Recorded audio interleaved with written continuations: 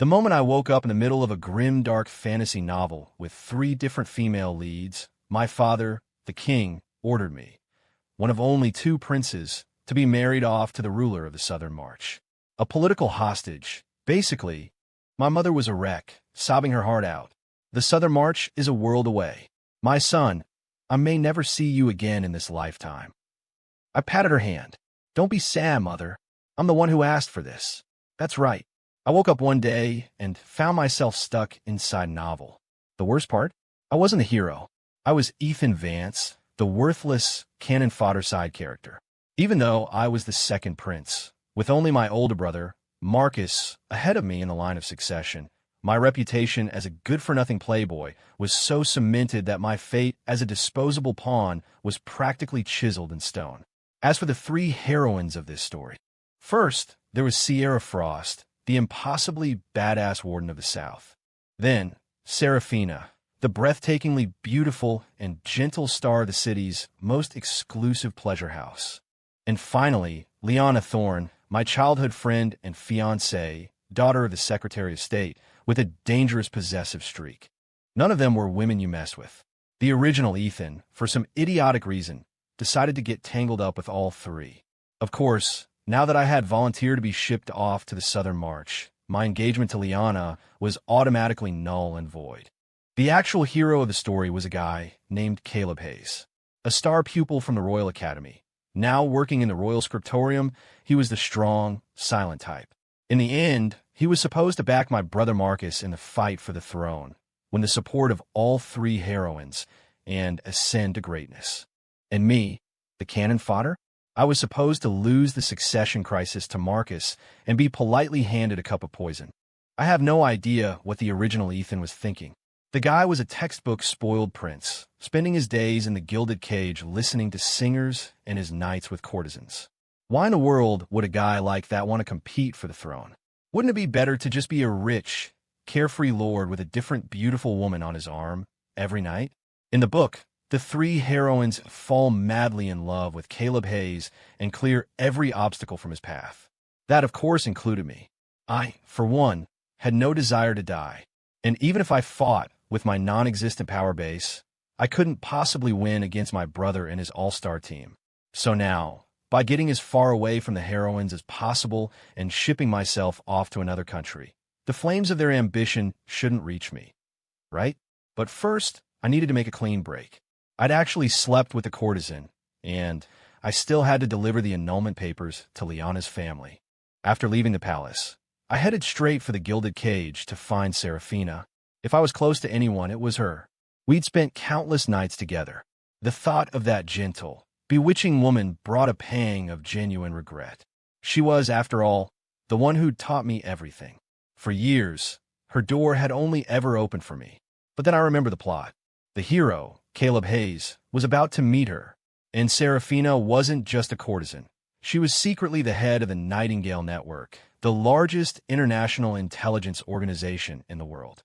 The two of them were supposed to hit it off immediately. The thought snapped me back to reality. I had to cut ties, and cut them now. I was leaving the kingdom of Ethelgard in 3 months anyway. When I arrived at the gilded cage, Seraphina was on the main stage, her fingers dancing over a harp. The melody was like a mountain stream, crisp and beautiful. A crowd of aspiring poets and artists watched, mesmerized, their eyes filled with a fanatical adoration. To them, she was an untouchable flower, beautiful but thorny. A goddess. But I was the one who had secretly claimed their goddess long ago. I just kept her here to avoid my father's wrath. The song ended, and the room erupted in applause. Several of the poets began theatrically composing verses on the spot. Here in the gilded cage, poetry was the coin of the realm. I couldn't have cared less. I was playing a different game entirely. They were desperately trying to show off their wit for a chance at her attention. I'd already explored every inch of her. They were on level 1. I was on level 10. Just as I was looking for a chance to slip into the back courtyard and find her private chambers, I spotted him in the crowd. Caleb Hayes. Dressed in white, tall, and handsome. He was walking up to the stage, presenting his own poem. As the top graduate of the Royal Academy, his talent was undeniable. His words quickly caught Seraphina's attention. She invited him into her private room, and soon the sound of her tinkling laughter drifted out. The poets below looked like they wanted to die. I sighed. My timing was terrible. Don't ask why a prince wouldn't just rough up a former top student. I had spies watching my every move. The second I caused a scene, news that I was fighting over an entertainer in the gilded cage would reach the king's study. Whether I got a lecture or exile would depend entirely on his mood. I was about to leave when her personal attendant, Chloe, stopped me at the door. "Your Highness, my lady requests your presence." That was fast. Is Caleb a two-pump chump? The thought crossed my mind, but I followed Chloe anyway. The sooner I ended this, the better my chances of survival. I had walked the path to her courtyard countless times, but today it felt like the longest walk of my life. What if I ran into Caleb? Would the twisted, convoluted plot of the novel start all over again? Luckily, my fears were unfounded. I didn't see him. When I entered the room, Serafina was sitting gracefully at a table, her long, dark hair cascading down her back. A simple silk robe clung to her curves, outlining a figure that could drive men to madness. You could question the original Ethan's character, but not his taste. Her eyes were slightly red. "Your Highness came all this way, but didn't plan to see me? Have you grown tired of me?" she began, her voice trembling. "But of course, I'm just a common girl from House of Pleasure." She dabbed at her eyes, looking so pitifully beautiful it made you want to pull her into your arms and promise her the world. Damn it, she's good. I suppressed the urge. "Serafina," I said softly, "I came to give you your freedom. From now on, you don't have to stay here. You can be a normal person." I expected her to be overjoyed. Instead, her face filled with sorrow and hurt. "Your Highness, have I not served you well? Or are you looking for a new thrill?" Her voice dropped to a whisper. "Is this a role play? Grant me freedom, only to stage a scene where you take me by force later." She gave a resigned sigh. "Very well, I will satisfy you." What? Okay, I had to admit, that sounded exactly like something the old, degenerate Ethan would do. Sick, twisted, and exciting. Maybe a remnant of his consciousness was still in here, because my mind was suddenly flooded with some very blush-worthy images. "No, I'm serious," I stammered, slapping the contract of service I prepared onto the table. Serafina's cheeks flushed. "Then I shall be serious, too." She dropped to the floor, tears streaming down her face, her eyes wide with mock terror. "I am but a simple village girl, the only daughter of the hunter from the edge of the woods.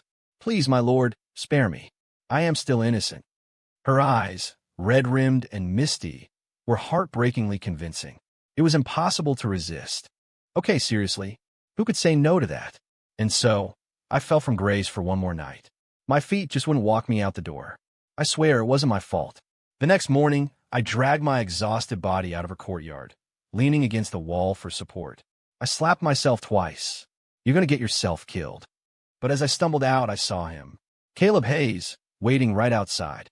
His eyes were dark, fixed on me with a look so intense it felt like he wanted to tear me limb from limb. I cursed under my breath and ducked into a side street, getting away as fast as I could. After putting a few blocks between us, I found a stall selling breakfast sandwiches and was about to sit down when I heard a commotion nearby. From the back, they looked like my usual posse of morons.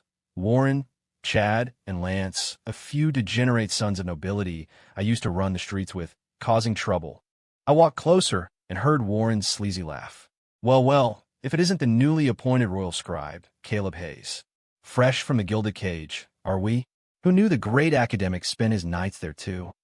"Pa, he's just a glorified clerk," Chad chimed in. "If it weren't for a few sappy poems, none of those girls would even look at him. Probably can't even afford to pay." "Listen here, kid," Lance added, "Serafina belongs to Prince Ethan. You'd better watch your eyes if you know what's good for you." As their taunts grew uglier, Caleb's face turned a shade of purple. His fists were clenched so tight his knuckles were white. I knew if I didn't step in, things were about to get bloody. These idiots would absolutely start a fight, even with the story's hero. The moment they saw me, they eagerly offered me their riding crops. "Your Highness, want to handle this yourself?" I felt like I'd been struck by lightning.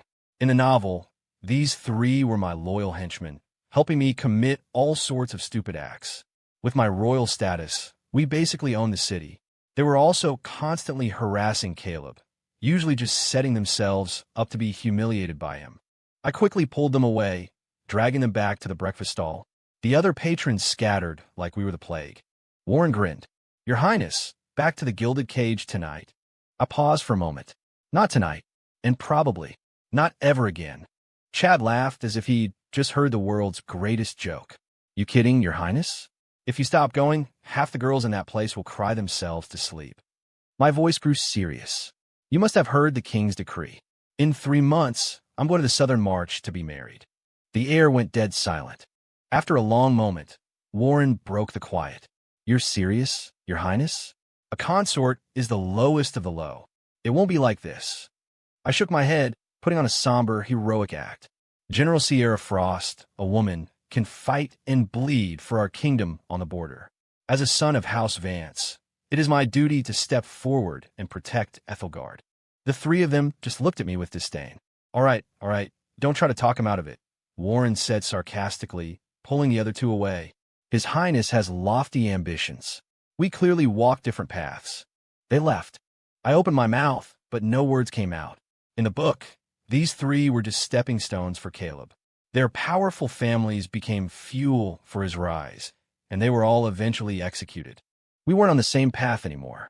I finished my breakfast and headed back to my residence. After everyone had cleared out, a figure in silver armor emerged from the shadows of the breakfast stall. It was a female general, her face impassive. She had heard the entire conversation. Beneath the silver helmet was a face that could launch 1,000 ships, both stunning and severe. Sierra Frost. The royal decree about the political marriage had spread through the entire kingdom, and public opinion of me had actually improved a little. Passing a tailor's shop, I felt the few gold coins left in my pocket and decided to order some new dresses for my mother. Although she was a queen, she wasn't favored by my father, mostly because of me. My brother Marcus's mother constantly undermined her. My mother had her royal stipend, but she often had to use it to bail me out. Aside from a few gowns for official functions, she lived a very simple life. This was the least I could do for her before I left. I stepped inside the shop and saw her, the second heroine of the novel, General Sierra Frost. She was in full silver armor, a long sword at her hip.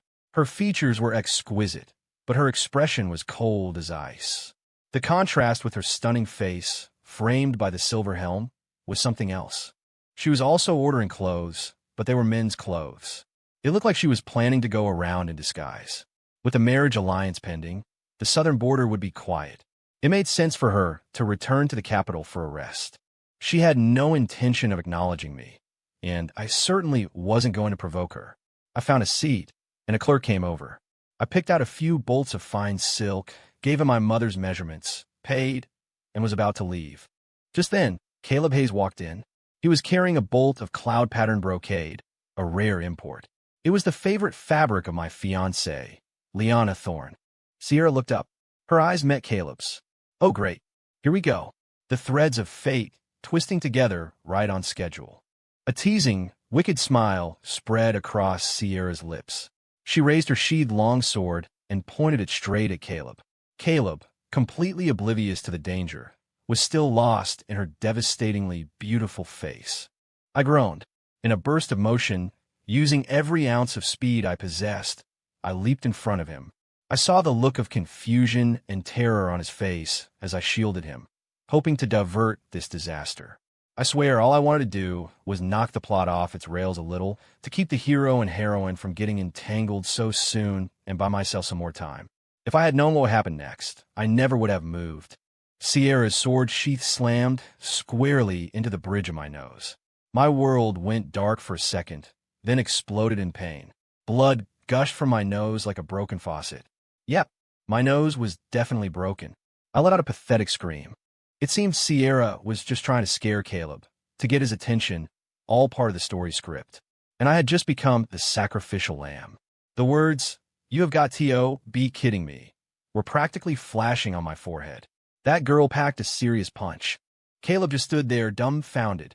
He never expected me to take the hit for him. But given our rivalry, he didn't know whether to help me or not. So he just froze. Finally, he managed a concerned, "Your Highness, are you all right?" Sierra finally snapped out of it, rushing over and helping me up. Your Highness, are you okay? A stampede of curses galloped through my mind. Do I look okay? It hurt so much I could barely breathe, and they were just standing there asking questions. Couldn't they see I needed a healer? Assaulting a prince was a capital offense. A capital offense, Sierra. She hoisted me onto her shoulder like a sack of potatoes. Blood dripped all over her silver armor. All I could do was cling to her surprisingly slender shoulders. Sierra, I gritted out. You hit like a mule. Sierra carried me all the way back to my residence. The household physician bandaged me up, but my head was still spinning. When I looked up, I met her deep, beautiful eyes. Better, she asked, her face a mask. I blinked, then shook my head. My head was wrapped like a mummy. Did I look better? Next time, don't meddle, she said, her tone a strange mix of apology and command. I was a prince, damn it. A surge of anger arose in me. If you want to get Caleb's attention, I sneered, try being more of a lady. Men like gentle, delicate flowers. Sierra looked down, and for a rare moment, she didn't argue. She just sat there beside me, her knees pressed tightly together, trying to look prim and proper. But the armor seemed to be pinching her, and after a few moments, she started fidgeting again. I almost laughed. Just as I was about to tell her to leave, my butler, Hector, announced a visitor. My childhood fiancée, Liana Thorne, was here. I was about to tell Sierra to slip out the back, but it was too late. Liana swept in, carrying a medical kit. She was wearing a white dress made from that same imported cloud brocade, her hair in two high ponytails. It was the perfect look for a dangerously possessive girl. Was this a thing even back then? Her eyes flickered over Sierra, a strange light in them, before she set down her kit. Ethan, my love, I'm here to change your dressing. I was stunned. It had only been a couple of hours since the incident at the tailor's. How did she know I was hurt? And when did she learn medicine? Was she following me? The thought of Liana's possessive personality sent a shiver down my spine. No, it's fine, I said quickly. The physician just changed it. Liana insisted. His remedies aren't as good as mine. I'm your fiancé, Ethan. Don't you trust me? As she spoke, she shot a cold glance at Sierra. I nodded, then quickly shook my head. Of course I trust you. Liana skillfully unwrapped the bandages, pulling my head gently against her chest. I caught the faint, pleasant scent of her perfume. It was hard to refuse. She took out a jar of dark, musky ointment and began to apply it to my wound with incredible gentleness. A cool, soothing sensation spread over my skin. She was so close I could see every detail of her flawless face. I had to hand it to the old Ethan. His taste in women was top-notch. Rest well tonight. You should be much better by morning, Liana said, packing up her kit, her eyes fixed on me. It was still morning. I had hours to go until night. What was I supposed to do? Sleep all day? Her stare made my skin crawl. Sierra, apparently bored by the scene, got up and left without a word. Liana's gaze followed her out, her expression calm. Ethan, she said softly, don't even think about running off. Stay home and rest. Her words sounded like a caring suggestion, but they were dripping with subtext. The royal decree about my marriage had been issued, but she acted like she'd never heard it, still referring to herself as my fiancée. No, I had to end this. If I didn't, there was no telling what this girl would do. But my mouth moved faster than my brain. Thank you, Liana, I heard myself say. I wanted to punch myself. Liana smiled, satisfied, and left with her kit. As she walked out, her eyes lingered on my legs for a moment too long. A few days later, my injuries had mostly healed. The first thing I did was have a gift prepared, and I took the annulment papers to the Thorne estate myself. Liana's father, Lord Thorne, was the Secretary of State. When I first proposed the political marriage, he was the first one to stand up and support me, praising my selfless devotion to the kingdom. If I weren't a prince and the marriage hadn't been arranged by the king, the old fox would have been at my door to break it off long ago. As expected, when I presented the annulment, Lord Thorne's face lit up. He accepted immediately and refused the gift. For your highness to sacrifice himself for the good of the kingdom. This old servant is filled with admiration, he said, raising a cup of tea to me as if it were wine. He then had someone bring out a banknote for 10,000 gold coins. The journey to the southern march is long and perilous. Please accept this small token. I wasn't about to be polite. I pocketed the money. I only regret the harm this does to Lyanna's reputation. Lord Thorne could barely contain his grin. Not at all, not at all. Lyanna understands completely. Besides, he added, she already has someone she fancies. My heart skipped a beat. Her someone had to be Caleb Hayes. I congratulated myself on getting here just in time. After some more pleasantries, I made my excuses. As I reached the main hall, several armed guards blocked my path. Your Highness, the young lady requests your presence. From the way they stood, it wasn't really a request. I remained calm. Miss Thorne and I are no longer engaged. It wouldn't be appropriate for us to meet. The young lady said she merely wishes to offer you a farewell toast. One of the guards insisted. I thought about our childhood together, our long history. A farewell drink seemed reasonable. Very well. Lead the way. The guards led me to a private courtyard and then stood watch at the door. I pushed it open. Lyanna was sitting at a table, dressed in a striking red gown. The room was decorated festively, with red candles lit all around. What was this? A forced wedding night? I immediately wanted to bolt, but a slender hand grabbed my arm and pulled me inside. Ethan, you're leaving, and you didn't even want to see me one last time? No, of course not. I stammered. She pulled me down to a seat. She smelled faintly of flowers like she had just bathed. She sat across from me and poured me a glass of wine. Ethan, do you remember what you said at the Chapel of the White Stallion? Of course I did. I had sworn under the heavens that I would marry her one day. I remember. Lyanna's face fell. Then why did you look at Sierra Frost that way the other day? What? I hadn't looked at her any particular way. And you promised me, she continued, her voice rising, that if you ever betrayed me, you would be struck by lightning and torn to pieces. I looked up at her. Her eyes held a manic gleam. Out of the corner of my eye, I saw a red candle in a basket behind her. It was riddled with pinpricks. A cold dread washed over me. Lyanna, listen to me, I explained hastily. The decree came from my father. I have no choice. At a time like this, blaming my dad was the only option. If I don't go, our two kingdoms will go to war. Countless people will die. Lyanna suddenly smiled. I know, you're a great hero, and I'm an understanding girl. I breathed a quiet sigh of relief, terrified she was about to snap and stab me with a hairpin. She stood up and moved closer. Then tell me, am I prettier, or is the princess of the Southern March? I'd never even seen the Southern Princess. You are, of course. And compared to Sierra Frost? You are without a doubt.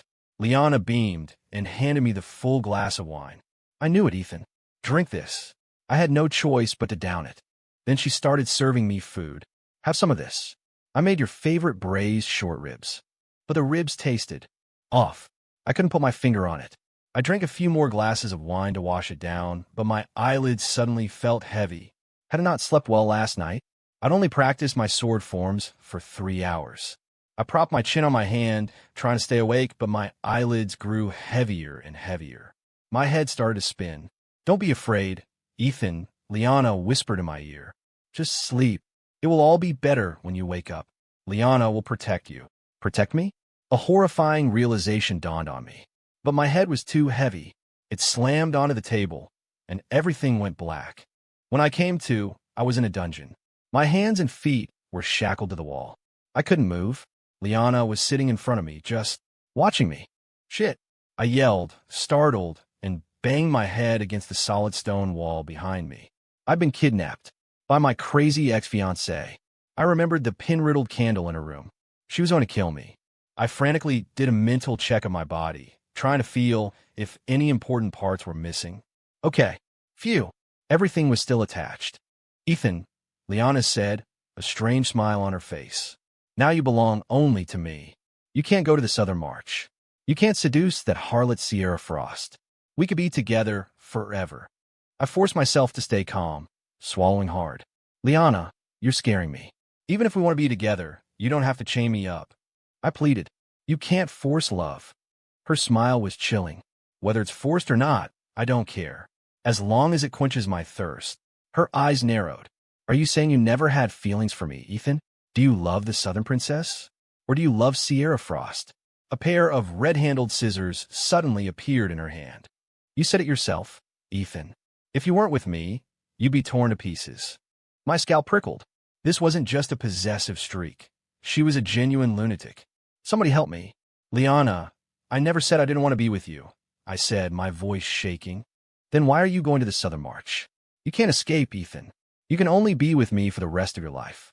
She licked the blade of the scissors, her eyes roaming over my body. Go to sleep, Ethan.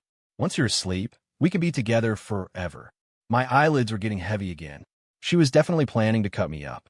I summoned my last ounce of strength and, without a second's hesitation, lunged forward and kissed her. At the same time, I uttered the words that could have been my last. Liana, I love you. I only love you. The cool touch of her lips jolted me with a bit of clarity. Liana's face instantly turned crimson. She closed her eyes, looking shy and flustered. Just then, the dungeon door burst open with a crash. A flood of people poured in. Sierra Frost was at the forefront, a long spear in her hand.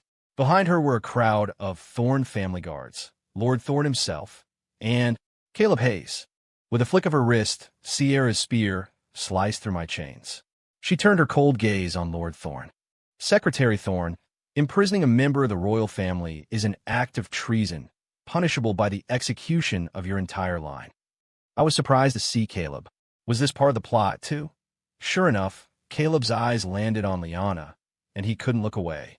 The girl might be crazy, but she was stunningly beautiful. Even the hero wasn't immune. After Sierra rescued me from the Thorne family dungeon, I had a new plan. Having witnessed the power of the hero's plot armor firsthand, I realized that no matter how hard I tried to stay away, the hero and heroines would always find a way to connect. Instead of fighting them, maybe I could find an ally with a common goal. Their ultimate objective, after all, was to end up with the hero. My choice was obvious: General Sierra Frost. She seemed the most rational of the three. One of the others tried to seduce me at every turn, and the other tried to murder me. No, thank you. I decided to play matchmaker. If I could get her and Caleb to their happily ever after, it would benefit me.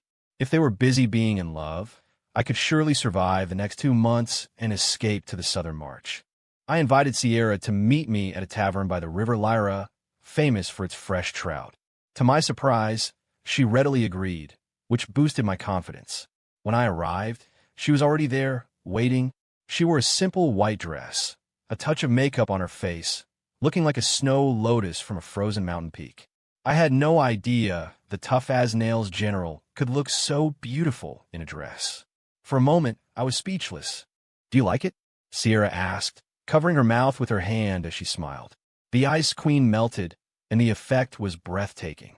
I nodded dumbly. Yes, beautiful. But in that instant, the air filled with killing intent. From the fishing boats moored around the tavern, dozens of men in black leaped out, brandishing gleaming blades. Sierra reacted instantly. She kicked the table over, sending our entire trout dinner spilling onto the ground. "Hey, my trout!" I yelped, a pang of genuine loss hitting me. "Who are you? Why are you attacking me?" Sierra demanded, wielding a broken table leg, her expression frigid. Dressed for a dinner date, she hadn't brought her sword. "Damn it, Sierra Frost. I've had enough of you," one of the assassins growled through his mask. "Acting like you're some great general, you bitch." "Who sent you?" Sierra asked coldly. "You'll find out once we've had our fun with you," another one sneered. Sierra's face darkened. She swung the table leg, and the assassins swarmed her. She truly was a seasoned warrior. Even alone against dozens of men, she didn't back down. But she was hampered by the dress, and her makeshift weapon was quickly being whittled down to a splinter. "Our master offered you a chance, Sierra, but you spat in his face," the leader snarled. "Don't blame us for what happens next." The circle of black-clad men tightened, backing her into a corner. I sighed. Time for me to step up. I glanced around frantically and spotted the slop buckets by the tavern's kitchen. Without a second thought, I grabbed 2 of them and charged, flinging their rancid contents over the assassins' heads. The stench was overwhelming. Greasy water and old food drenched them. The leader had noodles hanging from his mask. The attack threw them into chaos. In that moment of confusion, I slammed into the men in front of me, grabbed Sierra's hand, and ran. "Bastard! Get them!" They roared, but they were too busy wiping filth off themselves to give chase immediately. Sierra seemed to know the area well, pulling me through a maze of alleys. The shouts faded behind us. We were safe. In the darkness, Sierra squeezed my hand, her face grim. "Ethan Vance, did you set me up?" I shook my head so fast it rattled. Under the threat of her glare, I confessed my entire plan to hook her up with Caleb. Sierra stared at me like I was the biggest idiot on the planet. "Who told you I like Caleb Hayes?" I blinked. "Well, at the tailor's shop." "Why did you mess with him? Don't you feel different around him than anyone else?" Sierra froneth. "I was just testing the Royal Academy valedictorian's fighting skills." I almost fainted. The guy was a scholar. What did that have to do with fighting? "I don't know why," she admitted, "but when I see him, I get this uncontrollable urge to bully him, to get his attention. But there's no way I could ever fall for someone like him. Absolutely not." It dawned on me. This was the plot's forced romance kicking in. After a moment, the general lifted her chin proudly. "I do not like Caleb Hayes, and I won't bother him again. So stay out of it, or you'll have my sword to answer to." Well, so much for matchmaking. The plan was a bust before it even started. The general was as stubborn as ever. Sierra shot me a threatening smile, then brushed some of the filth off my clothes. "Your arm," she said, her voice hesitant. I looked down. Sometime during the fight, my arm had been cut. Blood was soaking through my sleeve. I quickly hid it behind my back. "It's nothing, just a scratch." She forcefully pulled my arm forward, ripping the sleeve to examine the wound. "It's deep. We need to stop the bleeding immediately. My estate is close. Come with me." I shook my head. "It's late. It wouldn't be appropriate for us to be alone together. People will talk." Sierra posed. "There are no servants at my estate. Just an old steward, my uncle." Then I remembered. The Frost family had been generals for generations, guarding the southern border. Most of the men had died in battle.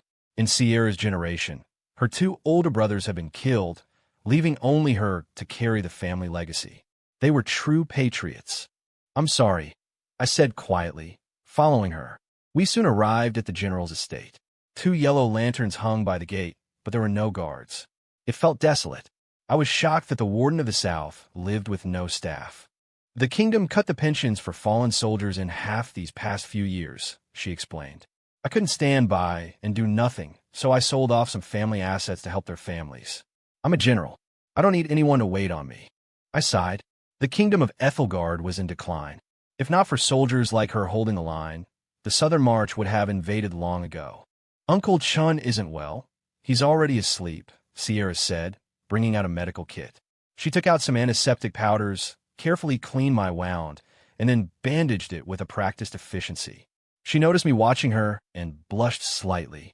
You get used to treating wounds on the battlefield. After putting the kit away, she changed into a set of simple men's clothes and seemed to relax. "Your Highness," she began, "were you being sincere before?" I was confused. "About what?"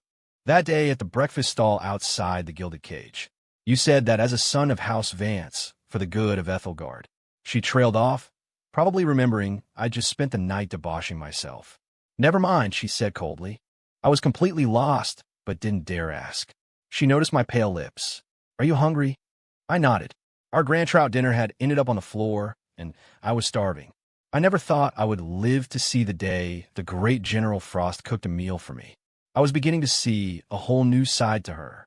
She must have endured so much, losing her parents and brothers, growing up alone, forced to be independent. It had forged her into the formidable, uncompromising woman she was today. Her cooking was excellent, especially the fish. It was fresh and flavorful, probably a specialty from the river-rich southern land she guarded. Because of my injury, I stayed the night at her estate. Sierra couldn't care less about rumors or reputation, which was the only reason I felt comfortable accepting. The next morning, she was waiting for me in the courtyard. A magnificent white stallion stood beside her. There was no other horse. How was I supposed to get back? My horse from yesterday was long gone. Sierra seemed to realize the awkwardness of the situation. She swung herself into the saddle, then extended a hand to me. "Get on. I'll take you home." For some reason, I didn't refuse. I took her hand and vaulted up behind her. The saddle was only big enough for one, so I awkwardly braced myself against the back of it. "Hold on," Sierra commanded, and with a flick of the reins, the horse shot forward like an arrow. Inertia threw me backward, and I had no choice but to wrap my arms tightly around her slim waist. I felt her body tense for a moment. I had to admit, she felt surprisingly good to hold.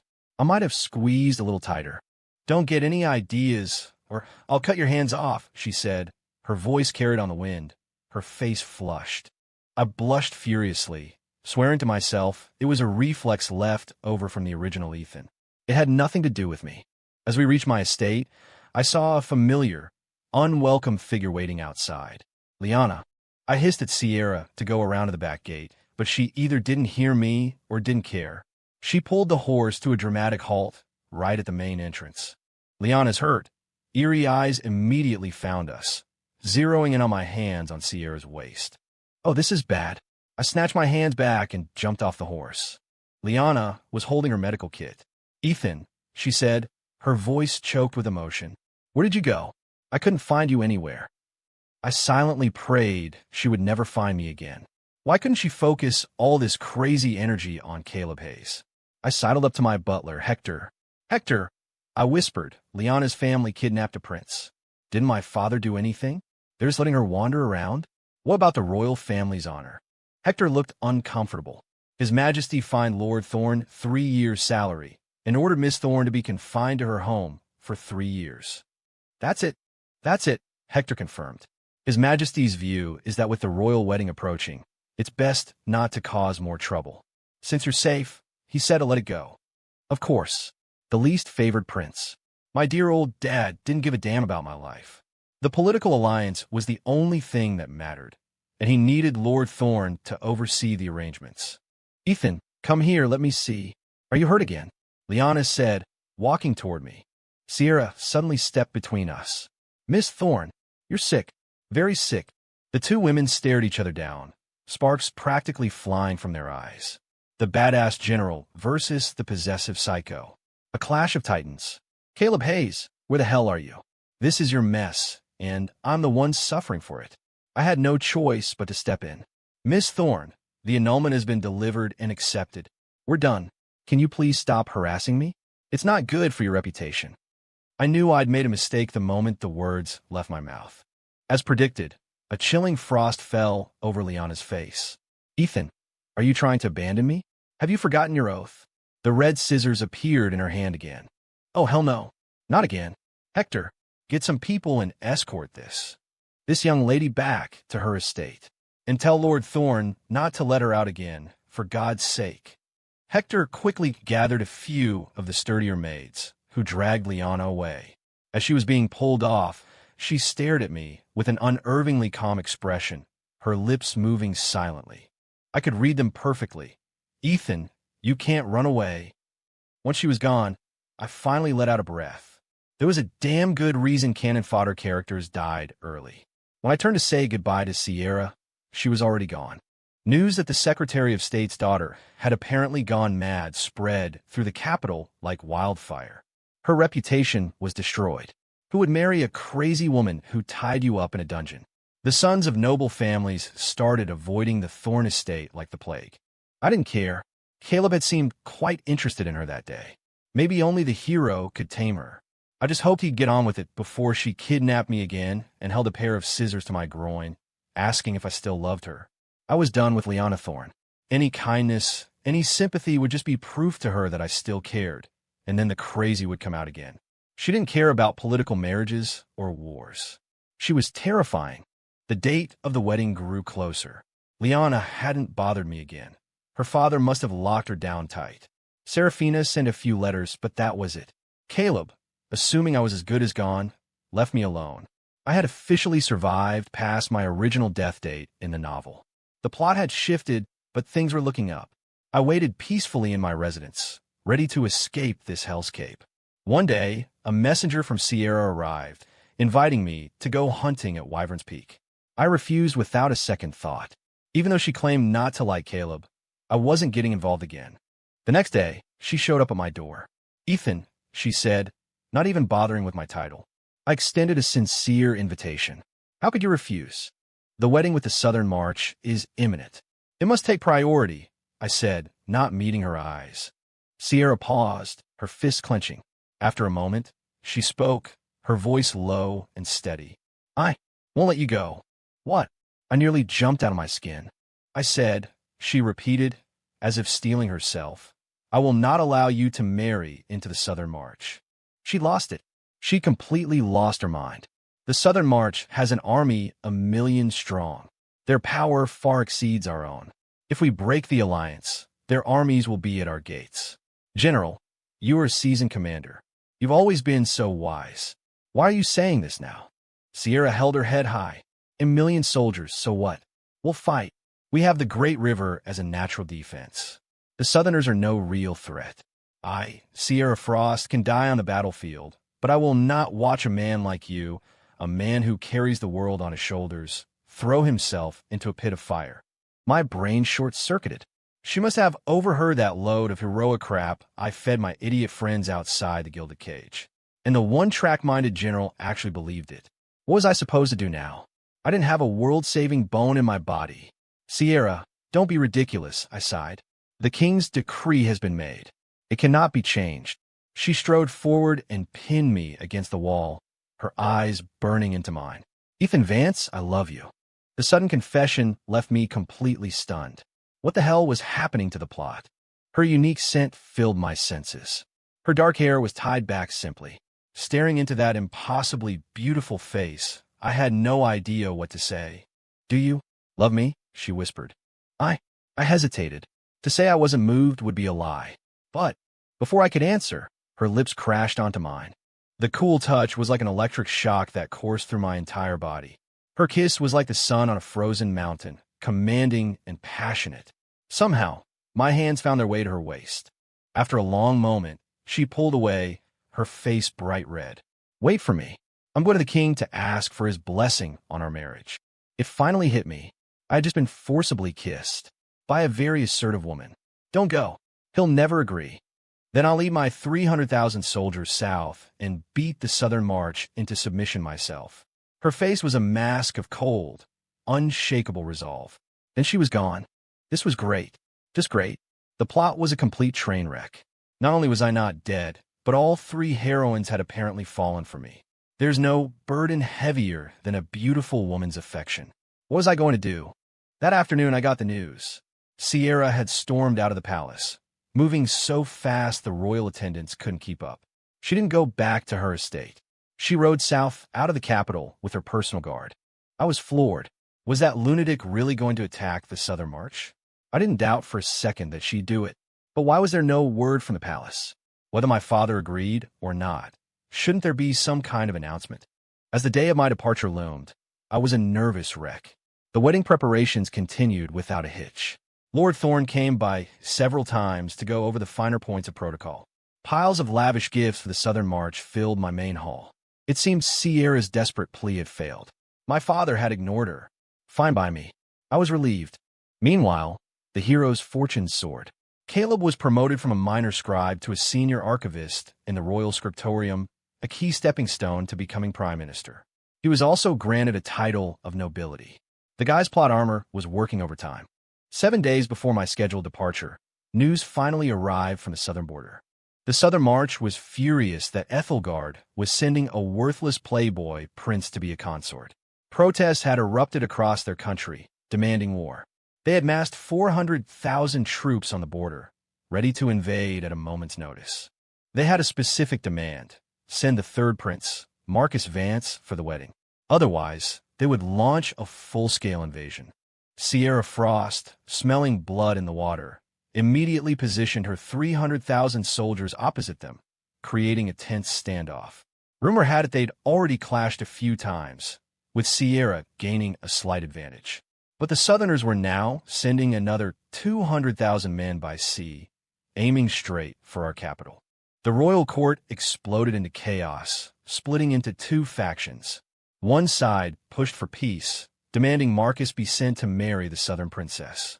After all, the king was still young. There was no hurry to name a successor. The other faction, loyal to Marcus, insisted on appeasing them with land and still sending me. Either way, their solution was a political marriage. No one actually wanted a war. But something about the news felt off. The marriage had been arranged for months. The Southerners knew who they were getting. I was just a hostage. It shouldn't have mattered who I was. Why were they suddenly making a fuss about my reputation now? It's not like I'd just become a degenerate yesterday. An image flashed in my mind. Serafina, the star of the Gilded Cage. The head of the Nightingale Network. A network whose headquarters were in the Southern March. The moment the thought occurred, I was certain. This was Serafina's doing. The Nightingale Network was made up of women from pleasure houses. Smearing my name across an entire country would be child's play for them. A prince was a fine political offering, but a notoriously debauched prince that their own citizens knew about? The Southern royal family would never accept that. It was a brilliant, vicious plan. Serafina might seem gentle, but she was as cunning as they came. She didn't want me to go. I was slouched in my chair, sighing, when a dark shadow flickered outside my door. "Who's there?" I called out, instantly on alert. Before I could react, the world started spinning. All I had time for was a single curse before I blacked out again. When I woke up, my arms and legs were bound, and a rag was stuffed in my mouth. I was in what looked like a ruined temple, a crumbling statue of some forgotten god in the center. A fire crackled nearby, surrounded by men in black. I breathed a small sigh of relief. At least it wasn't Liana. This time I might get to keep both my heads. But then I saw a familiar figure among the men. Even with his face partially covered, I recognized him instantly. It was the hero, Caleb Hayes. Damn it, I was screwed either way. Nothing good could come from falling into his hands. "Sir, we have him. What are your orders?" one of the men asked. Caleb's face was grim. "This man has ruined the third prince's plans and my own. He deserves to die. So I just kill him?" Another man asked, licking his lips. "I've never killed a prince before." "You fool," Caleb snapped. "If we were going to kill him, we would have done it at his residence. Why go to all this trouble?" "Then what is your plan, sir?" A flicker of murderous intent crossed Caleb's eyes. "Behind this temple is a deep river. Tie a rock to his feet and throw him in. It has to be clean. No witnesses, no evidence." A few moments later, I was being carried to the riverbank. A heavy stone was tied to my ankles. So this was it. I played the game and lost. Two men lifted me and tossed me into the water. The icy river surged over my chest. The stone was a death sentence, dragging me down into the black abyss. I couldn't outrun them after all. I was about to give up. But then, the riverbank lit up with countless torches. Sierra's cold voice cut through the night. Behind her, I could vaguely make out two other figures. They looked like Liana and Serafina. "Caleb Hayes is guilty of attempting to murder a prince. Seize him. Get in the water. Save him. Save my Ethan." But the cold had already seeped into my bones. The last of my consciousness was fading as the dark water closed over me.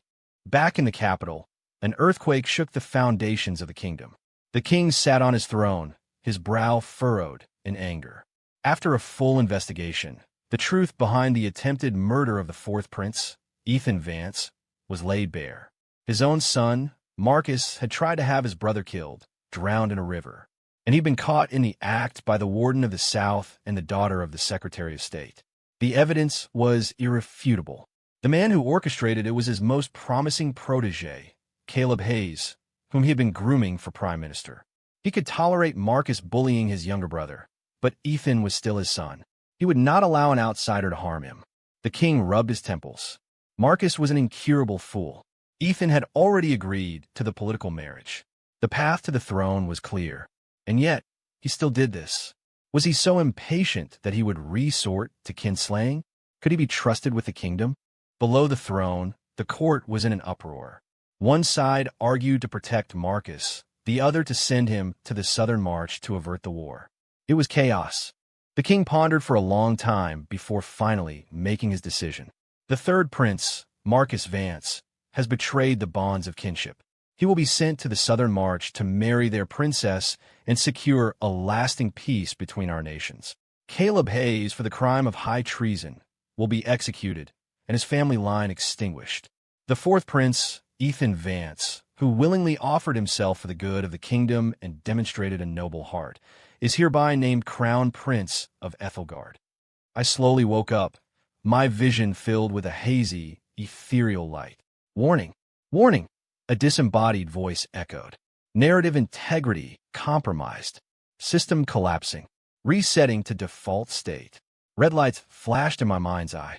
Before I could process what was happening, I felt a sudden lightness, as if an invisible weight had been lifted from my soul. I was free. The plot had completely shattered. The original book was gone. It was like the whole world had been formatted and rebooted. Yes, I was finally out, free from the clutches of the three heroines and the hero. With my knowledge from my past life, I could become a legendary poet, woo some ladies, invent glass or something, and become an obscenely wealthy merchant. The future was bright. Just as I was finishing my fantasy, three women walked into my room, side by side. Serafina, Sierra, and Liana. Oh hell, why weren't they deleted? I scrambled to get up, but the three of them pinned me to the bed. Your Highness, Liana cooed. I remember every word you said. Liana Thorne is going to be your primary wife. Sierra's face was cold. I command an army of 300,000. Are you sure you want to compete with me? Serafina just giggled. Oh, I don't need to be the crown princess. I only ask that my darling Ethan spend every night in my chambers. I shot up. Help. I don't agree to any of this. In unison, they replied, that's not up to you. End.